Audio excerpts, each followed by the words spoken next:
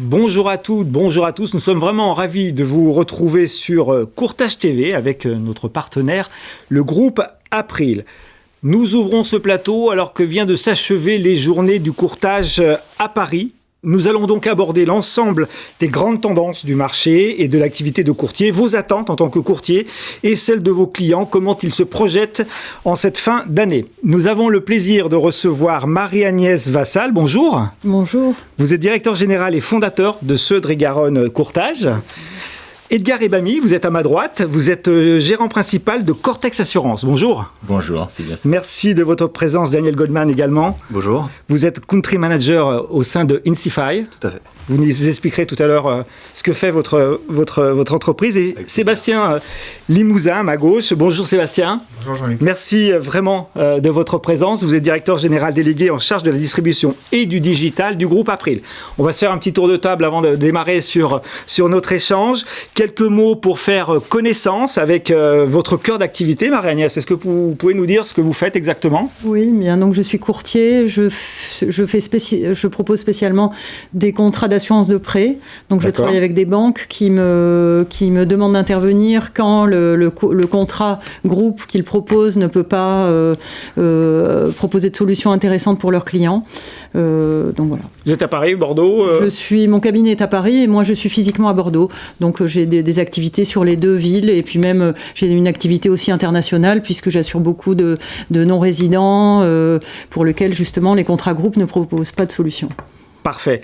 Edgar Ebami, donc Cortex Assurance, c'est quoi Cortex Assurance ? Je suis courtier en assurance généraliste en fait. Je suis basé à Villejuif dans le Val-de-Marne. Je fais des assurances d'habitation, auto, santé, assurance de prêt, prévoyance collective pour les professionnels et également tout ce qui est flotte automobile pour les professionnels. Que pour les professionnels, vous êtes pas que pour les professionnels. Particuliers et professionnels. Ouais. Alors, Daniel, racontez-nous un peu ce que vous faites. Alors Insify, on est une insurtech spécialisée dans la distribution de produits d'assurance à destination des professionnels, les indépendants et les TPE. Et on vise à essayer de révolutionner un petit peu ce monde de l'assurance professionnelle avec un double challenge. D'abord celui de répondre finalement à une tendance du moment qui est que de plus en plus de personnes quittent le monde du salariat pour celui d'entrepreneuriat et avec des défis du coup qui sont nouveaux et différents auxquels il faut répondre. Et puis le deuxième objectif qu'on a, c'est de redonner un peu de confiance à des gens qui avaient un peu déserté l'assurance et la confiance en l'assurance, en essayant d'apporter aussi beaucoup de pédagogie et de solutions en ligne pour qu'ils trouvent les solutions dont ils ont besoin pour s'assurer. D'accord, donc vous êtes d'origine hollandaise, c'est ça ? Le groupe est hollandais, vous avez des succursales un peu dans quelques pays ? Exactement. À la base, Insify a été lancé sur le marché hollandais, mais on a surtout constaté que le défi auquel on s'attaquait était un défi européen qu'on retrouvait de manière similaire dans la plupart des pays. Donc aujourd'hui, on est acteur du marché hollandais, allemand et français. Avec les mêmes cibles et les mêmes positionnements. Exactement, avec la cible de ces petites entreprises, on va dire, qui font entre 1 et 10 salariés et qui ont des besoins spécifiques pour s'assurer. Donc voilà, on a des profils de courtiers, si je puis dire, assez complémentaires, hétérogènes, mais complémentaires l'un de l'autre. Donc ça va être, la discussion va être riche. Sébastien Limousin, en tant que directeur général délégué en charge de la distribution et du digital du groupe April, quel est votre regard en tant que courtier grossiste sur ces journées du courtage qui se sont terminées et puis plus généralement sur le marché sur lequel vous opérez ? Alors le premier point déjà qui est flagrant, c'est le dynamisme de notre marché. Une nouvelle fois, et comme beaucoup d'autres années, les journées du courtage ont fait porte. Enfin, c'était vraiment franc succès. On avait beaucoup de courtiers.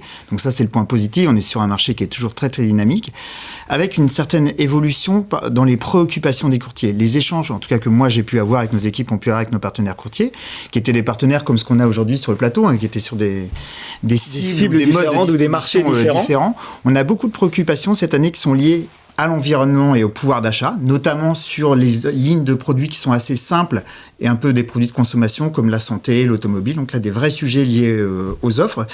Et puis des préoccupations liées à l'évolution et notamment à la réglementation de notre profession, avec des demandes et des attentes par rapport à notre rôle, à nous et la façon dont on peut les accompagner. Ça, ce sont les points majeurs. Et puis toujours ensuite les questionnements sur le digital et les nouveaux modes de distribution. Si on résume un peu plus globalement, au-delà des journées du courtage, sur les attentes des courtiers, nous, on a à peu près 3 axes sur lesquels on essaye de travailler. La première, je reviens sur ce que je disais, qui est l'offre. On est toujours sur des attentes d'offres simples et bien positionnées. Daniel, tu parlais tout à l'heure des offres simples pour nos professions. Il faut vraiment qu'on démocratise l'assurance. Ça, c'est une vraie tendance majeure. Alors, la simplicité, c'était déjà une tendance à toujours essayer. Le positionnement prix vient beaucoup plus. Alors, peut-être plus sur les marchés des particuliers que sur les professionnels, mais un vrai axe d'amélioration là-dessus, parce qu'on est sur des marchés, et notamment la santé et l'automobile dont je parlais, qui ont été très indexés ces dernières années et qui est un vrai sujet de pouvoir d'achat à côté. Ça, c'est le premier point. Le deuxième axe, c'est le digital. Alors, vous le savez, nous, chez April, au sein de notre hub digital Aprilix, on y travaille depuis des années. Mais je dirais, on doit aller plus loin. On a beaucoup travaillé sur les dernières années sur tout ce qui est l'accompagnement à la vente, avec le devoir de conseil, avec des très beaux parcours qui permettent de simplifier la vente. Aujourd'hui, les attentes, elles sont beaucoup plus larges, parce qu'on est quand même sur beaucoup de courtiers qui sont des courtiers encore physiques, avec des petits cabinets, et ils nous attendent sur tous les services, l'accompagnement qu'on peut avoir avec. Donc nous, on a eu des premières initiatives, on en a déjà parlé ici avec Salesforce, l'accompagnement sur les relances, sur la concrétisation. On vient de sortir un nouveau parcours, on parlait de prévoyance des TNS, on vient de sortir des nouveaux parcours, mais il faut aller beaucoup plus loin demain dans l'accompagnement. Et bien évidemment, tout ça, sans embarquer les problématiques réglementaires que l'on a évoquées. Et puis enfin, le troisième axe, mais là qui est récurrent dans notre métier, c'est l'accompagnement commercial. Comment continuer à étoffer nos équipes pour être de plus en plus présents dans un métier qui est de plus en plus réglementé, mais qui est également une chance pour des acteurs comme nous intermédiaires. Plus présents, et puis je dirais aussi plus large en termes de qualité d'accompagnement commercial. On a, et notamment des gros courtiers grossistes comme April, nous on a la chance d'être leader, on travaille sur différentes lignes de business et on voit que nos courtiers sont souvent spécialisés, ce qui est le cas de Marie-Agnès, mais de plus en plus, notamment sur des environnements compliqués, on parlera tout à l'heure de l'assurance emprunteur, cherchent à aller sur d'autres lignes de business et on doit nous adapter nos dispositifs commerciaux pour mutualiser les forces commerciales et répondre aux différentes attentes. Voilà les 3 sujets qu'on identifie. Ça, c'est un point qu'on reverra, Sébastien, la nécessité d'aller vers d'autres marchés. En tout cas, des offres simples et bien positionnées, des solutions digitales qui apportent de la valeur et une fluidité de la relation commerciale. C'est les 3 tendances vraiment majeures que vous mettez en avant, Sébastien Limousin. Alors, je vais vous faire réagir, bien sûr, parce que vous êtes au cœur du dispositif face à vos clients. Marie-Agnès, c'est quoi vos premiers commentaires par rapport à ce qui vient d'être dit ? Je suis d'accord avec ce que dit Sébastien, c'est-à-dire que nous, ça nous aide. Moi, je suis un tout petit courtier puisque je travaille toute seule, donc c'est difficile de suivre la partie réglementaire, la partie, pour moi, l'assurance de prêt, proposer à mes clients une solution simple, efficace, même quand mes clients sont à l'étranger. Et c'est vrai qu'April, ils innovent énormément dans l'offre qu'ils proposent. Et pour nous, c'est quand même très sécurisant de savoir qu'on peut s'appuyer sur April pour répondre à nos clients, moi aux banques, et de présenter les produits. C'est vrai que moi je travaille beaucoup avec eux. Bon, j'ai d'autres partenaires, bien évidemment, puisque je suis courtier, mais j'apprécie leur dynamisme et la façon l'offre qu'ils proposent. Et cette nécessité d'avoir des relations commerciales fluides, en fait, avec des outils, c'est important. Moi, je travaille avec sur des dossiers importants et c'est très vraiment c'est primordial pour moi de pouvoir proposer, que le client gagne du temps. Il fait appel à moi parce que je suis spécialiste et de l'orienter vers la meilleure solution pour lui, où il va gagner du temps, où il va y avoir une solution adéquate. Et donc voilà, l'offre d'April répond à ça, en fait. Daniel, votre point de vue là sur le sujet ? Vous vous en doutez, je vais rebondir un petit peu sur le côté digital. Tout à fait. Alors, vous nous disiez que sur l'aspect digital, dites-nous, Daniel, 2/3 de vos clients font un parcours full digital. Hein. Oui, exactement, c'est ce sur quoi je voulais rebondir, puisque en fait, l'enjeu digital, pour nous, il est double. Il est à la fois avec nos partenaires, pour être sûr qu'on puisse donner accès de façon digitale à des produits qui sont pertinents pour nos cibles clients. Et puis la deuxième, c'est directement pour le client lui-même. On avait fait une petite enquête au moment où on avait lancé Insify qui était intéressante, qui montrait que 48% des indépendants ou des TPE qu'on ciblait, du coup, aujourd'hui, soit n'avaient jamais été assurés, soit avaient déjà pris le risque de travailler sans assurance. Sur quel type de risque ? Sur aussi bien des risques d'IRD que des risques de santé prévoyance. C'était tout risque confondu. Tout risque, voilà, exactement. Et donc, on a un premier enjeu, c'est finalement d'aller toucher ces professionnels qui aujourd'hui travaillent sans assurance et qui ont besoin certainement, à la fois, comme je disais tout à l'heure, de regagner de la confiance en l'assurance, mais surtout d'avoir un accès facile, simple, rapide à des contrats. Et puis derrière, le deuxième enjeu pour nous, c'est de savoir comment on accompagne ce client. Aujourd'hui, nous, chez Insify, on a à peu près 2/3 des clients qui font le choix de faire le parcours seul, entièrement en ligne, puisque c'est la possibilité qu'on leur offre. Et puis on a à peu près un dernier tiers de clients qui, eux, malgré cette possibilité, ont besoin de votre conseil, besoin d'accompagnement, prennent attache avec nos conseillers pour être certains de leur choix et être aiguillés. Et donc on a un double, je rebondis aussi sur le devoir de conseil, mais on a un double enjeu, comment à la fois délivrer ce devoir de conseil pour ceux qui veulent un parcours 100% digital, et comment y répondre pour ceux qui ont besoin d'un accompagnement par téléphone ou par visio. D'accord. Edgar, votre point de vue, donc vous êtes spécialisé, enfin vous êtes multimarché, pour ainsi dire. Hein. Exactement. Pas spécialement développé sur le digital, vous l'utilisez, certes, tout à fait, mais vous êtes un courtier de proximité. Exactement. En tant que courtier de proximité, moi j'ai contrairement à mes, comme ça s'appelle, des confrères, en fait, j'ai vraiment, comme ça s'appelle, pignon sur rue, en fait. Et ce que j'apprécie effectivement sur la marketplace d'April, en fait, que j'utilise énormément, en fait, cette relation client, notamment effectivement sur les systèmes de relance, en fait, relance de vie qui est extraordinaire, qui nous fait un gain de temps extraordinaire, en fait. Hein. Et je me suis rendu compte qu'effectivement le taux de transformation, ce n'est que pour ça. Et je dirais un tiers plus important que ce qui était avant, que relancer les clients, parce qu'on a un bouton qui est sur la market qui est efficace pour ça, que ce soit pour ça. Donc ça, vous gagnez du temps, de l'efficacité, de la performance commerciale. Exactement, ça nous laisse du temps pour autre chose en fait. Hein. C'est ça c'est ce que j'apprécie effectivement sur la marketplace d'April en fait, que ce soit pour les relances de vie ou que ce soit pour éventuellement les impayés. C'est vite les résiliations tout simplement. Et sur les produits, Sébastien nous disait tout à l'heure, des produits plus simples et bien positionnés. Tout à fait, c'est-à-dire qu'aujourd'hui, ce que vous travaillez sur 4 produits, hein, c'est ça? En fait, plus que ça, en fait. Hein. Mais en masse? En masse, en fait, principalement, je veux dire, il y a 4 produits essentiels. Il y a l'emprunteur, la santé, l'auto et l'habitation, en fait. Hein. Et aujourd'hui, le client, qu'est-ce qu'il recherche aujourd'hui? Le particulier recherche le prix, en fait. Hein. Et nous, effectivement, aujourd'hui, April a des solutions qui sont extraordinaires pour ça. Et nous, c'est ce qu'on apporte aux clients. On peut donner du conseil, on peut se rapprocher du client et ce devoir de conseil du client, ça nous laisse du temps pour toutes les solutions de la marketplace, nous laisse du temps pour faire autre chose, pour se rapprocher du client, en fait, tout simplement. D'accord. Et puis bien sûr des relations commerciales fluides. Hein, ça, je pense que c'est un constat que vous faites aussi au quotidien. Vous avez un pignon sur rue, vous l'avez dit, donc vous avez une boutique. J'ai une boutique physique effectivement qui est comme ça s'appelle en plein centre de Villejuif. Les clients ont besoin d'un conseil, ils viennent me voir et je leur apporte le conseil qu'il faut adéquat en tout cas en fonction de leurs besoins en fait. Bon, vous avez été tous les 4 aux journées du courtage. On va recueillir le point de vue de nos amis courtiers, on dit courtier, hein, on dit courtier, sur ces journées du courtage. Alors, qu'est-ce qu'elles vous apportent, ces journées du courtage? Et puis, est-ce que vous avez, lors de vos visites, vous avez rencontré beaucoup de gens, je suppose, pendant ces journées de courtage. Qu'est-ce que ça vous apporte par rapport à votre activité, par rapport à votre marché, Marie-Agnès, par exemple? Alors, moi, comme je l'expliquais à mes collègues, c'est vrai que je viens régulièrement, je vais venir chaque année.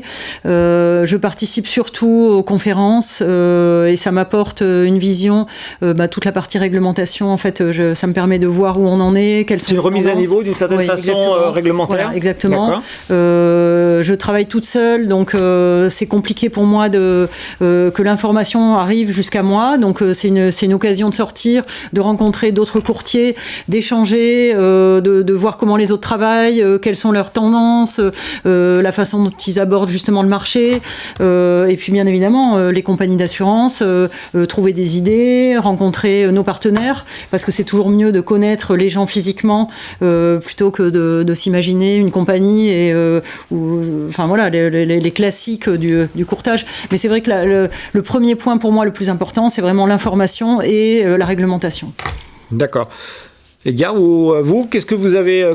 Faites-nous vivre en 2 minutes vos journées du courtage d'il y a quelques jours. Aujourd'hui, qu'est-ce qui est important pour un courtier de proximité, c'est d'être, proche de ses clients. D'accord ? Aujourd'hui, le client, il veut effectivement du conseil. Moi, ce que j'ai besoin aujourd'hui, étant donné, comme je l'ai dit tout à l'heure, le client cherche le prix en fait. Alors effectivement, nous, j'ai besoin il cherche le prix, certes, en première intention, mais il y a quand même besoin d'un peu de conseil, on l'a vu avec Daniel, et les garanties aussi. Effectivement, c'est là que je veux rebondir. Par rapport à ça, en fait, j'ai besoin effectivement de, diversifier, trouver d'autres axes en fait de développement en fait. Hein. Et moi, effectivement, il fallait que je crée rencontre d'autres courtiers grossistes en fait, pour élargir ma gamme en fait, pour fidéliser les clients. Quand on parle de conseil, effectivement, le client a besoin d'être proche on a besoin d'être proche du client. Le client a besoin de conseils. Pour ça, il faut le fidéliser au maximum en fait. Et pour ça, c'est rien de mieux que de ouvrir effectivement sa palette d'offres en fait. Hein. Et c'est la journée du courtage est fait pour ça, à mon avis en fait. Rencontrer différents partenaires. Il faut, pour les courtiers, éviter d'avoir des trous dans la raquette. C'est un peu ça le sujet. Quand on a un client avec une ou deux garanties, s'il demande d'autres garanties, il faut pouvoir lui fournir. Daniel, ça a été quoi vos 2 jours aux journées du courtage ? Alors ça a été très intéressant on essaye d'avoir une approche qui est un peu disruptive en matière de distribution. Donc les journées du courtage, c'est quand même la grande messe où on réunit tous les assureurs, les intermédiaires, tous les acteurs tous les acteurs qui comptent, et puis de l'entièreté de la chaîne de l'assurance. Donc d'avoir accès à tout le monde, de pouvoir vérifier si finalement d'autres ont les mêmes idées, est-ce que les stratégies d'acquisition ou de distribution qu'on essaie de mettre en place ont du sens, de faire un peu de veille aussi, que ce soit sur les produits, les nouveautés qui sortent, comment ça s'adapte au marché, ou sur la partie technologique aussi, parce que Sébastien le disait tout à l'heure, mais c'est un monde qui est vraiment en révolution. Le mot API a été prononcé un nombre de fois. J'ai pas compté le nombre de fois, mais on a beaucoup entendu API. C'est le buzzword des journées du courtage 2023, je pense. On voit qu'on est vraiment dans un tournant important, à un moment où la technologie est importante. Comment on s'ajuste, comment on conserve nos obligations en termes de devoir de conseil, comment on fait pour trouver les meilleurs prix ou délivrer le meilleur devoir de conseil, tout en apportant une plus-value que la technologie permet d'apporter aujourd'hui, alors que c'était pas possible hier. Marie-Agnès, Edgar nous disait tout à l'heure qu'il cherchait d'autres idées, d'autres produits à commercialiser. Vous êtes spécialisé sur l'assurance emprunteur. Hein. Ça a été aussi votre démarche en allant en journée du courtage, de voir si effectivement il y avait d'autres possibilités, compte tenu du contexte un peu difficile pour tout le monde. Hein. On va pas se mentir. Hein. Oui, trouver des idées, savoir vers quoi s'orienter, pas se tromper. On peut pas rester dans son cabinet et attendre en se disant le business va revenir. Non, là c'est vraiment l'occasion de voir les tendances. C'est toujours intéressant de discuter avec les autres courtiers, de savoir ce qu'ils font, comment ils font. C'est vrai que le digital, moi je suis pas une spécialiste, et c'est pour ça que ça m'intéresse aussi de m'appuyer sur les compagnies d'assurance qui proposent du digital. Moi j'ai encore une partie de mes clients qui souscrivent en papier parce qu'à l'étranger ils peuvent pas, certaines compagnies leur proposent pas de solution. Donc non, pour moi c'est vraiment très intéressant de dialoguer avec les autres, de trouver les idées, de réfléchir et de me dire tiens mais lui il fait comme ça, et voilà. Donc moi j'ai beaucoup de plaisir à venir là pour ça. C'est la vraie vie des courtiers que vous nous faites partager. Merci encore d'avoir été présent sur ce plateau. On va parler de quelqu'un d'important pour vous, pour nous tous, le client. Le client 2023-2024. La relation client est au cœur en fait de toutes les stratégies des compagnies, des courtiers. Pour vous qui êtes sur le terrain, est-ce que le client en 2023 il est différent, ou est-ce qu'en fait il n'a pas changé depuis ? Qui se lance, Daniel ? Allez, je me lance. Je suis pas sûr que le client 2023 soit très différent du client des années précédentes, en ce sens où il attend toujours la meilleure offre au meilleur prix, répondre à un besoin, protéger son risque, se couvrir en cas d'aléa. C'est là où je pense qu'il a évolué, c'est-à-dire que je pense que ses attentes sont les mêmes en termes de produits, de couverture, de garantie. Par contre, la manière dont on lui donne accès et la manière dont on s'adresse à lui, ça a évolué. Nous, on voit une véritable évolution qui est aussi générationnelle, beaucoup. Mais pas que quand même. Pas que. Ça dépend de beaucoup de choses, mais il y a en effet certains clients qui ne veulent pas entendre parler du digital, qui ont besoin de se rendre dans une agence, qui ont besoin de signer les papiers, qui ont besoin d'un échange physique dans un bureau avec un courtier. Et puis il y en a d'autres, nous c'est ce qu'on observe beaucoup chez Insify, qui au contraire ne veulent pas du tout voir passer du temps sur l'assurance. Pour eux c'est une contrainte administrative, ils veulent s'en débarrasser le plus vite possible, et si on leur offre une solution pour souscrire en 2 minutes en ligne sans qu'ils aient parlé à personne, c'est ce qu'ils souhaitent. Donc je dirais que le client 2023 il a évolué dans l'accès qu'on doit lui donner à l'assurance. pas forcément dans ces garanties. D'accord. Il n'est pas plus exigeant en termes d'immédiateté, Marie-Agnès? Je suis d'accord avec toi, excuse-moi. Je pense que le client, mes clients, en tous les cas, ils regardent beaucoup plus quand même les garanties, les prix. Vous êtes sur les garanties emprunteurs, hein, donc c'est des garanties. Oui, ils ont besoin d'un service, et heureusement, moi je suis là pour ça aussi. Et je sens que les affaires se font moins facilement. Il faut justifier de ce qu'on propose, pourquoi, comment, et donc en même temps c'est un peu l'essence de notre travail.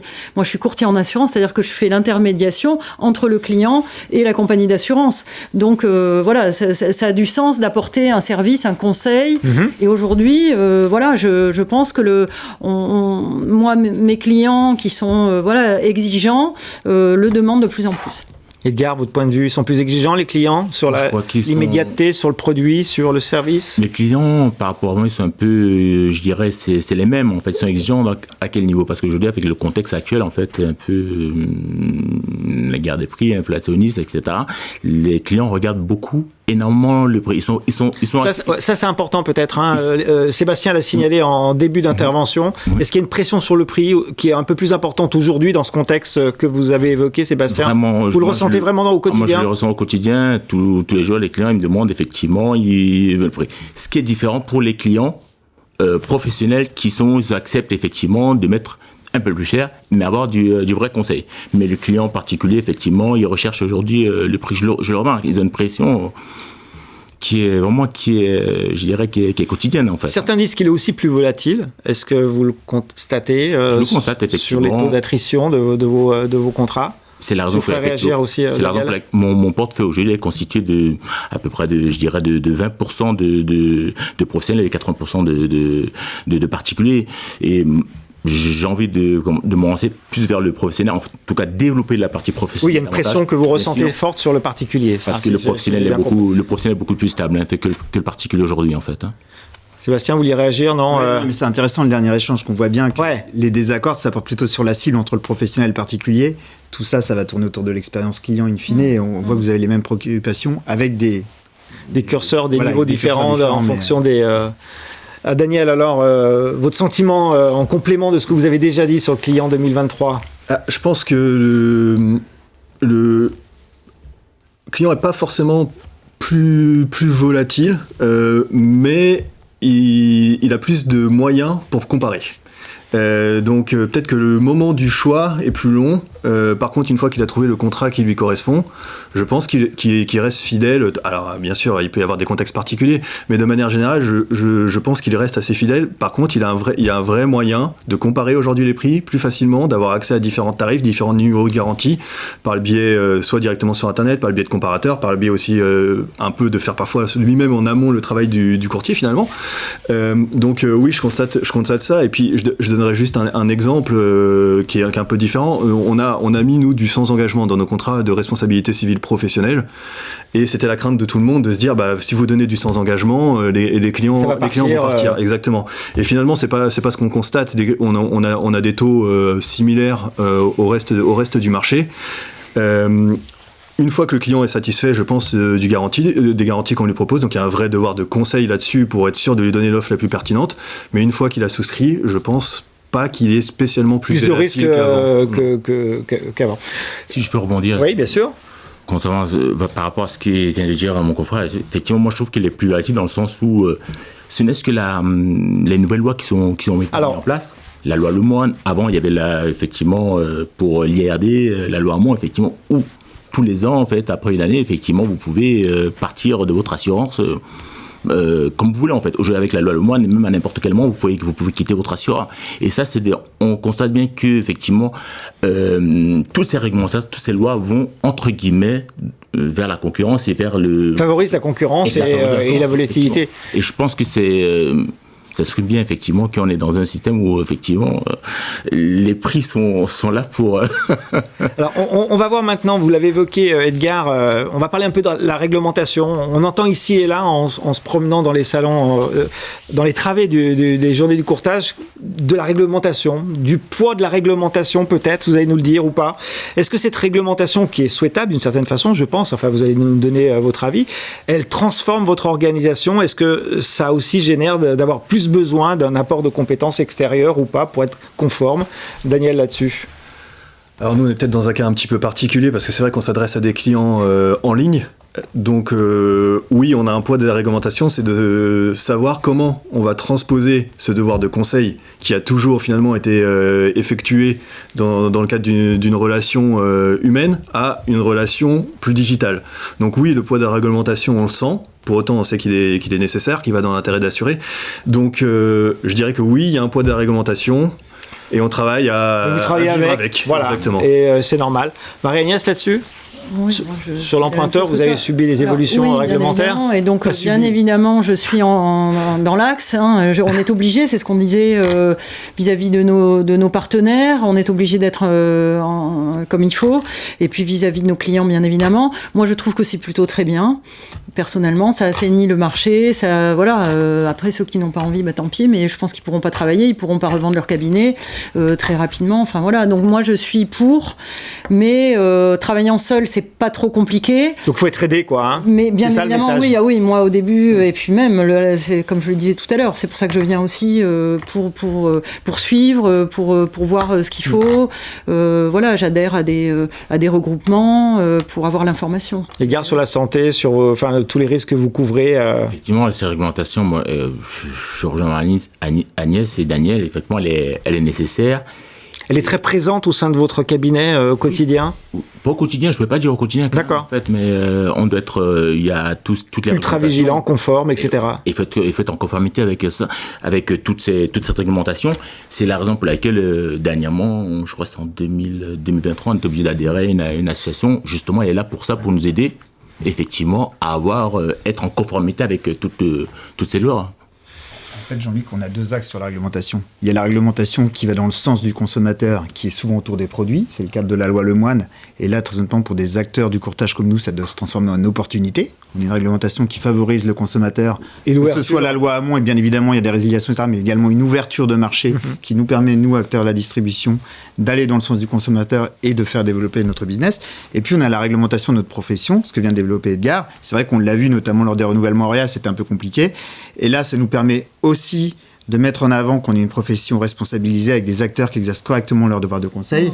Marie-Agnès, tu as employé un mot tout à l'heure qui était de nettoyer un peu la profession, mais en fait c'est ça, on montre que cette profession, elle est en mouvement, elle endosse ses responsabilités. Donc dans les deux cas, cette réglementation, il faut toujours qu'on la tourne au positif. Nous, on a un rôle en tant que courtier grossiste, ça fait 35 ans qu'on fait ce métier-là, c'est de vous accompagner. On a dans nos parcours toute une partie qui est lié au devoir de conseil, qui certifie au courtier lorsqu'il fait une vente que tout ce qu'il a fait, tout ce qu'il a collecté lui permet d'être conforme. Donc ça c'est bien, notamment quand on parle de diversification, d'aller sur une nouvelle ligne de business qu'on connaît moins bien en tant qu'acteur. Il faut être accompagné. Voilà, exactement. Il faut être accompagné. On arrive presque à la fin de ce plateau. On a fait un vrai tour de piste sur vos problématiques de marché, sur votre visite aux journées du courtage. Sébastien, est-ce que vous pouvez nous donner le mot de la fin, si je puis dire, une forme de conclusion à ce courtage TV avec April? Écoutez, si on essaie de synthétiser notre échange, mais les 2 journées que l'on a passées dans ce salon des journées du courtage, globalement, on a fait quoi? À travers tout ce que l'on s'est dit là, on n'a parlé que d'expérience client. C'était le sujet central. Mais qu'on parle de simplification, de digital, à chaque fois, les échanges que vous avez eus entre vous, c'était pour nourrir la distribution, nos clients. C'est une obsession. Alors, chez April, c'est notre ADN depuis 35 ans. April a été fondé sur cet ADN-là et on essaie de perpétuer ça. Quand je parle d'expérience client, je parle au sens large, l'expérience client, les assurés finaux et puis nous, nos partenaires. Bien sûr. Donc, grosso modo, toutes les problématiques que l'on a, qu'on les adresse à travers les sujets de la réglementation, de la simplification des offres ou le digital qui est un moyen pour simplifier, on est toujours sur nos sujets d'expérience client. Donc ça, c'est ce qui ne change pas. Ce qui va changer, c'est comment on fait évoluer nos outils, nos process, notre accompagnement commercial et puis nos offres, quand on parle de simplification, pour nourrir cette expérience client. Et on voit bien, et on l'a vu à un moment dans le débat, vous n'étiez pas d'accord, parce que quand on parle de cible particulier ou cible pro, c'est pas la même chose. Juste pour illustrer, dans les solutions qu'on va sortir dans les prochains mois chez April, en termes d'assurés finaux, on parlait tout à l'heure de santé internationale. Donc la santé internationale, je vais proposer une couverture santé pour les salariés qui vont travailler à l'étranger ou pour les personnes qui voyagent à l'étranger. Il y a une complexité, enfin ce qu'on appelle un pain point, notre métier majeur, c'est que nous, on vit dans un pays où on a une sécurité sociale qui globalement fonctionne quand même bien, avec des avances de remboursement de frais qu'on n'a pas à l'international. Là, on va sortir une carte bancaire, une carte bancaire dans les prochains mois, qui va permettre dans le monde entier d'avoir une avance. Donc les clients n'auront pas à avancer les frais, ce sera pris en charge par une carte bancaire. Donc ça, on est sur l'expérience client assurée. Ensuite, l'expérience client courtier pour servir mieux nos partenaires. On en a parlé tout à l'heure, il y a tout le devoir de conseil, notamment pour les courtiers de proximité qui ont des cabinets de plus petite taille, qui peuvent moins investir dans le digital que des insurtech comme Insify par exemple, où là, nous, on doit avoir des parcours, tu parlais tout à l'heure Edgar, de marketplace, qui vous aident dans la vente. Et puis à l'inverse, on travaille avec des acteurs qui sont des insurtech ou des courtiers de plus grande taille qui ont les moyens d'investir massivement dans le digital et là qui nous attendent sur, alors je ne sais pas combien de fois on a entendu le mot API pendant ces 2 jours, mais c'était important, sur ces API et notamment chez April, on a un gros projet sur l'APIisation. On avait des API à des endroits qui n'étaient peut-être pas les plus récentes, parce qu'à chaque fois qu'on fait des API, les technologies évoluent très vite. Et puis, on n'avait pas à tous les endroits. Et on avait surtout des API de souscription, mais pas forcément des API de gestion qui montent la vie du client. Ce qui est compliqué quand on est courtier et qu'on travaille avec un courtier grossiste, c'est qu'on délègue la gestion et la vie du contrat à un courtier grossiste. Et nous, on n'a pas de vision sur ce qui se passe. Donc là, on est en train de travailler sur tout un API Store qui va sortir dans les prochains mois, avec, dans un premier temps, les API de souscription qui vont permettre à des sociétés comme Insify de travailler beaucoup plus simplement, de façon plus fluide avec nous. Et puis, dans les mois et les années à venir, donner une vision à nos partenaires courtiers de tout ce qui se passe, les réclamations clients, on parlait tout à l'heure des impayés, la vie du contrat, sous forme d'API pour qu'eux, dans leur cabinet, une vision 360, que ce soit à travers notre extranet à nous, Aprilon, ou des extranets de nos courtiers partenaires. Et enfin, il y a un autre mot qu'on a beaucoup, enfin plutôt des initiales. Je crois savoir lequel. Qu'on a beaucoup entendu parler pendant ces 2 jours, on n'a pas parlé là, c'est l'IA. Alors l'IA, tout le monde en parle. API, IA, c'était les 2 buzzwords de vos journées. Et l'intelligence artificielle, chez April, on y travaille comme beaucoup depuis des années, mais depuis 1 an, on a l'intelligence artificielle générative qui explose avec beaucoup d'applications, on le voit dans nos métiers, mais pour l'instant, qui ne sont pas encore mises en œuvre. Donc on est en train d'y réfléchir. On ne va rien annoncer là, parce que comme tout le monde, on travaille dessus. Mais ce que l'on voit, c'est tout ce qu'on peut appeler courtier augmenté. Quand on parle de devoir de conseil, on a aussi beaucoup parlé de diversification. Moi, ça m'a marqué pendant ces journées. On a de plus en plus d'acteurs qui, comme Marie-Agnès, étaient spécialisés sur une ligne de business, vont aller travailler sur notre ligne de business. Comment, grâce à l'intelligence artificielle, je remonte de la valeur pour recentrer le courtier sur son rôle de conseil. Donc ça, c'est quelque chose qui va beaucoup faire évoluer nos métiers. Et puis, on a parlé rapidement de la gestion.